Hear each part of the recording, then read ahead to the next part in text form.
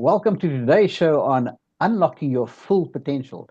Man, I am so happy that we have somebody on a call today that is passionate about coaching, none other than Steph Hinds. Steph, welcome to the program.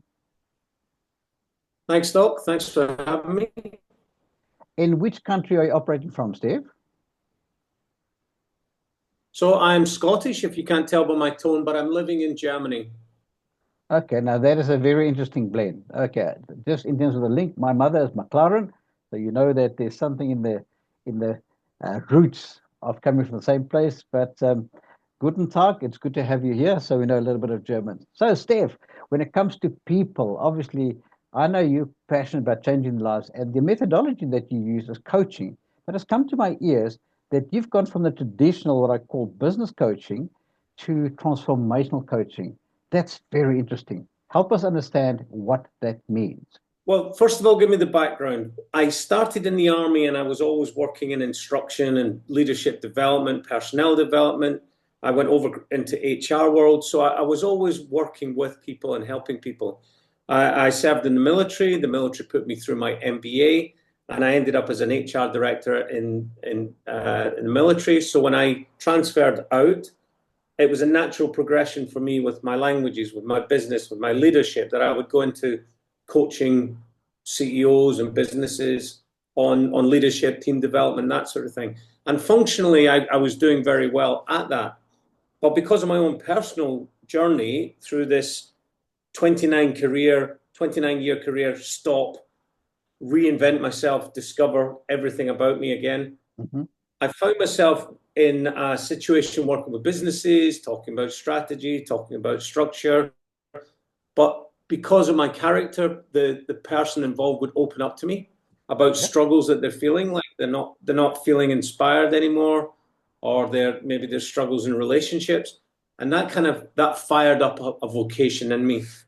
And over the few years that I've been in this space, I realized that if we take Carl Jung's idea, which he says life begins at 40, and up until that point, we're just doing research. We're just figuring out who we are, what the world's about, what's available. We're doing our responsibilities. We're having a family, bringing up the kids. Doing that kind of thing. But we evolve through that space, and we all do it. It's not it's not that what we're doing in the 20s, 30s is wrong. It's that that's the time of our life to do that. It We sets you then up. move into, yeah. But this is the point. We never ever visualize it that way on that journey. But suddenly we find ourselves popping out the other end. Our kids are older. They're off to college. They're not returning your calls. They're maybe popping to see you a couple of times a year, and you're sat with hopefully a wealth of finance in a Mhm. large house, senior position in an organization, or you've established your company and it's kind of running itself, and you find yourself sitting there thinking, because if you ask a 20-year-old about someone who's 45, they'd be like, oh, no one's that old. But Correct. when you're sat there at 45, having been driven your entire life to achieve and hit the next target, and suddenly you're sitting there in the corner office thinking, I don't feel like I'm done yet, but I'm Yeah. already done in this world. Yeah. And we stop worrying about impressing people externally, and we start thinking, well, who am I? What do I want to achieve? What we're saying is when we get to the age of 40, it's as if your purpose kicks in terms of this is what I've done all my life, but what am I here for? Am I not engineered or designed to do something more useful, more fruitful, something that can benefit others, maybe? And then all of a sudden, it's like a new purpose kicks in at the age of 40, is the way I understand it, life after 40. Can you agree with that? Absolutely. Evolutionary, for millions of years, our species have been dying off through being eaten by tigers or just illness or crazy things by the time that we're no longer procreating. So it's a relatively new thing for us as human beings to see nowadays. If you think the acceleration of nutrition, well-being, health span, all of these things, we've got as much life left after 40 I mean, functional life, able to achieve things as we had before 40. But we never ever see it that way until suddenly we open the door one day and we're like, oh, I'm here. What do Correct. I do? Where Well, do I go? I can share with you, being a long distance runner, there is the ultra marathon in South Africa called the Comrades, which is close to 100 kilometers. And with what you're saying is, do you know that the maximum or the field comprises mostly of people above 40? People that say, you know what, I've done well, but I want to prove to myself that I'm different, I'm unique, and I can still achieve high end goals. So it sort of kicks in with this whole Carl Jung philosophy of going the next level. Now, what you've done is you were a business coach, you did life coaching, but now you said to yourself, enough of just being, but I'd now like to see transformation. And you are spending your time into the area of how do I help you as an individual transform and become a better individual that adds more value? Is that correct? That's my understanding. Absolutely, because you and I are speaking from a position of having been through this transition and be comfortable with our new lifestyles. For instance, I run a veterans agency, a veterans community, 44,000 members, supporting mental health and social isolation issues. My wife and I have rescued 1,500 street dogs, which, you know, it's having passions like that. You have to have a purpose bigger than you to maintain the motivation and the satisfaction feeling, the dopamine hit that we get. But you're familiar with Ikigai. Do what you love, do what you're good at, do what the world needs, and do what pays you money. Well, I figured this out. A lot of people figure this out, but a lot of people find themselves in a situation where they haven't had this awareness, they haven't had this explained to them, and they feel themselves stuck, and they feel like there's something wrong with them, like they're broken, like they're losing their mojo or whatever. Correct. And also, if you take someone in a profession like law, where all the hours of every day is spent studying, learning, improving in such a narrow vertical, suddenly you get to the top and you say, all I know, the only people in my network are barristers or lawyers. The only thing I've ever done is study. Yeah. And you couldn't even begin to say, how do I learn how to skydive? How do I learn how to rescue animals?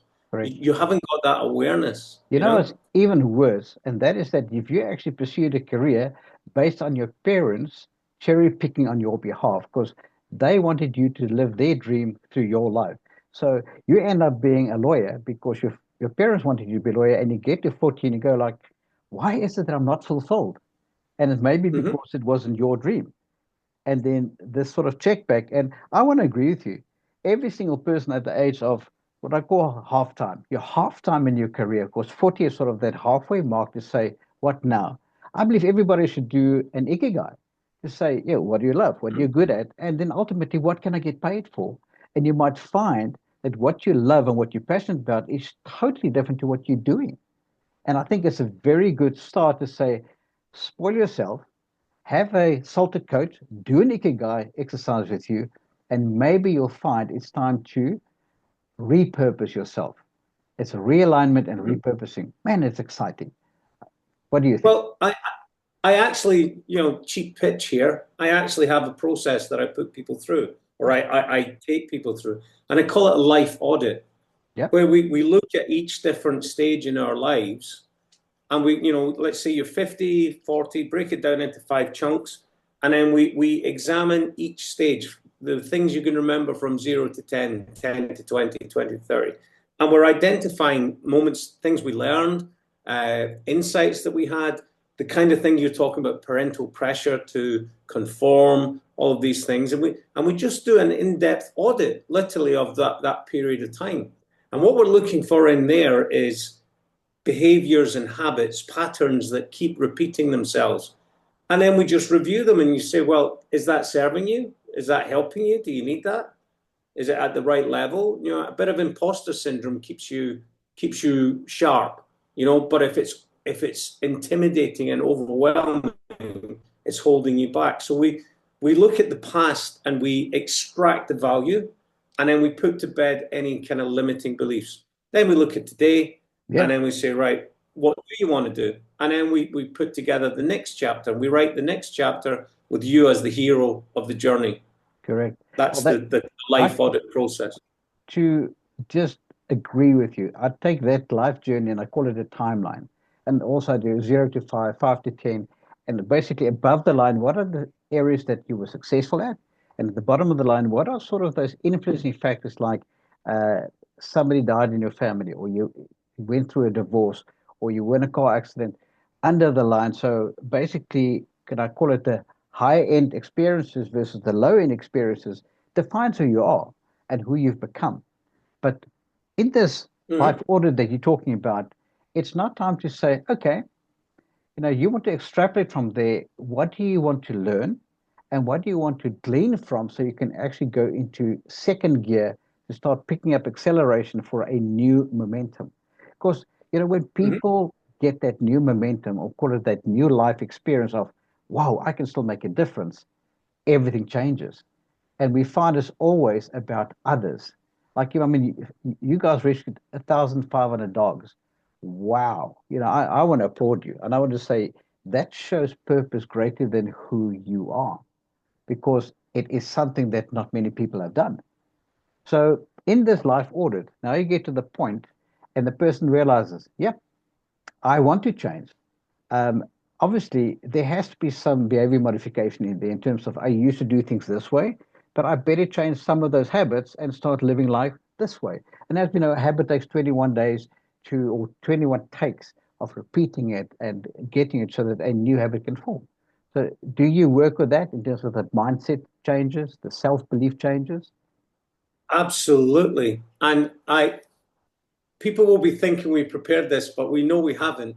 But I literally have a 6 week neuroscience based program which deals with the neuroplasticity of habitual change.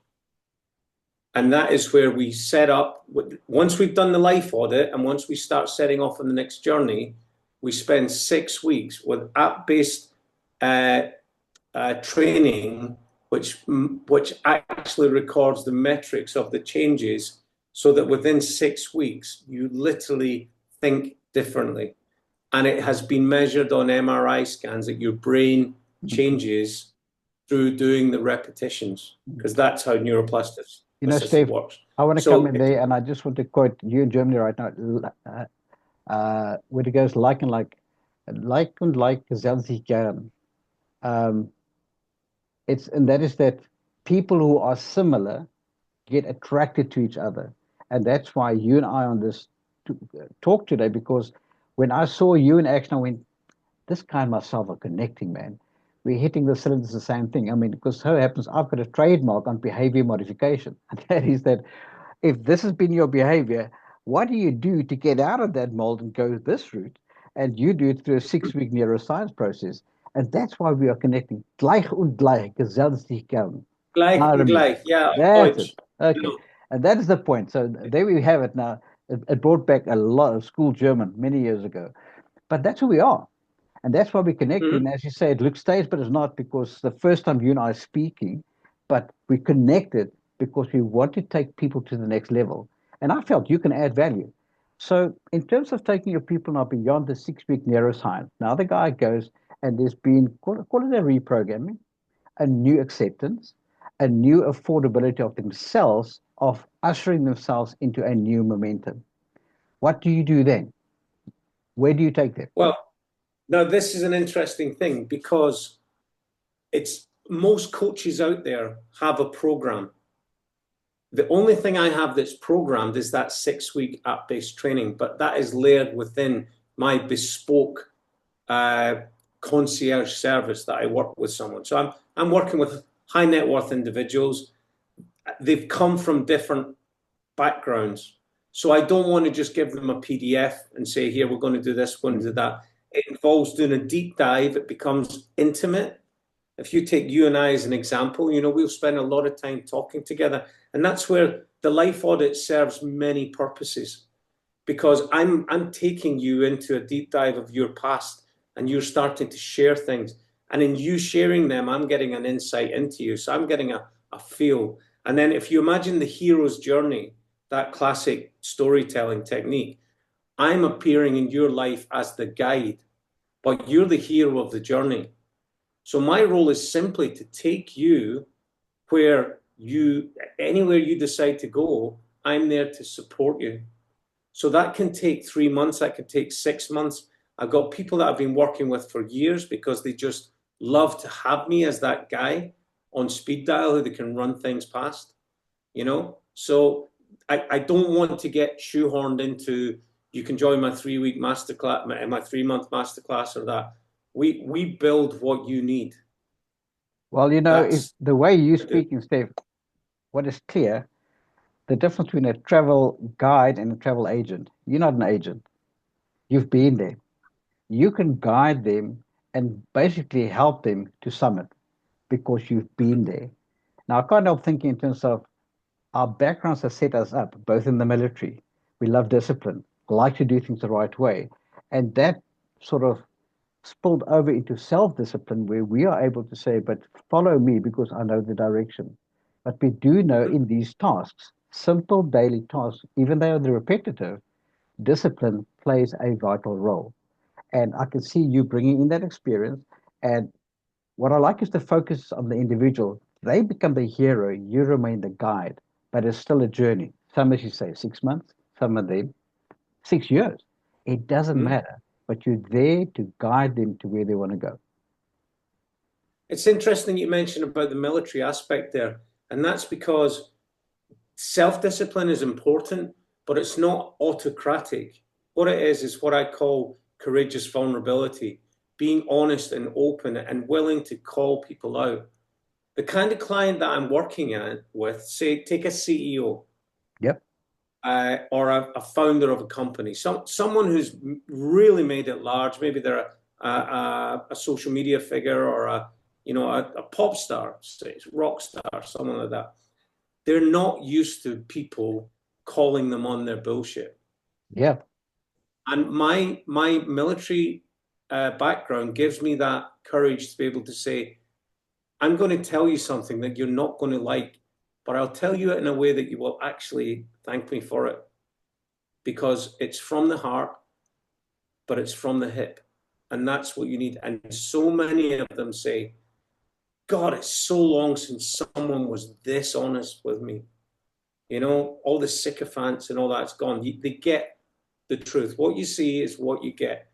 And that is missing in so many people's Yeah. lives when they get to that Steph, senior I position. want to give you kudos for what I just heard because if you work with high network individuals, all the other people that work with them are saying to please them so that whatever they hear just pleases them and there's no challenge in it. However, you've taken your job extremely seriously to say, if I'm to move them to the next level, they need to be challenged, not in an ugly way, but to be challenged in terms of, are you aware that you actually are fearful of taking the next step? Are you aware that you're actually lying to yourself?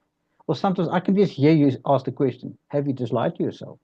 Am I right in saying that? Well, here's an interesting thing that a lot of people don't understand when they enter into a conversation. Yeah. It's a two-way interview. And I get to know you, like yourself. We've been in this game for a long time in terms of human beings. I've been in 3 wars. I spent years in the mountains, hanging people off mountains on ropes, taking them through white water. You get to see the truth in people's faces. You can see behind the facade instantly. You can smell someone being inauthentic. Yeah. So within an hour or so of talking, I've had it where people say, right, yeah, okay, let's go. I say, no, hang on, you don't understand. I'm not fully convinced that you're all in on this yet.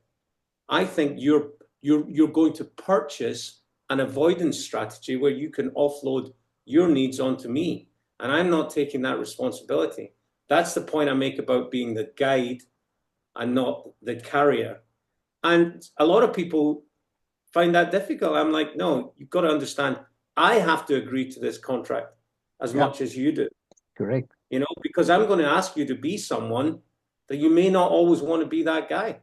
And I need to know that you're in it, a hell yeah, or it's a hell no. Steph, so with what I'm hearing, it's as if there's a book in you. There's a book inside that man I'm speaking to. Has that book been discussed? Did you get to that level?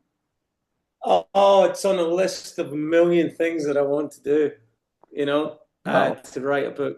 I can just I tell would you love that to do it. I'd like to encourage you. I just heard the title of what I believe could be a first book, Behind the Facade. Because you're not scared to Hmm. call people bullshit, that behind the facade is one that will just jolt them into reality in terms of, hey, it's true. I've been wearing this mask, I've been behind this facade, and I should be going next level. So let that be friend to friend, a little push from me to you because you and I love seeing people go next level. And the same way as you pushing me, it, it's a joint journey in terms of us walking together. Isn't that true? When there's no egos involved, then we can all grow together. That's the thing. So that's an important point that I bring. But I just want to go back to one point that you made there as well. Hmm. It's not necessarily that someone's being disingenuous. They could be lying to themselves. They've just been playing that part for so long that they don't realize that they are faking it. So that's another point as well. And often they're the last people to see it, yet others can. But why are people Hmm. so polite to not saying, I'm calling you? I'm calling you out on this because you know what? This is a problem area. Because I think we've got in this world, got used to becoming people pleasers because there's so much turmoil and so much fighting that the easy route out is to please them. Whereas leadership says it's not about being comfortable. In fact, it's becoming uncomfortable for in essence so the other person can grow to the next level. That's what true leadership calls for. Growth always happens outside of the comfort zone. That's why it's comfortable because there's nothing going on there. Correct. And that is the thing. You don't want me to tell you how good you are at this. If you want to go to the next level, we need to establish the delta between where you are today and what it is that you're aiming at, and then that becomes our focus.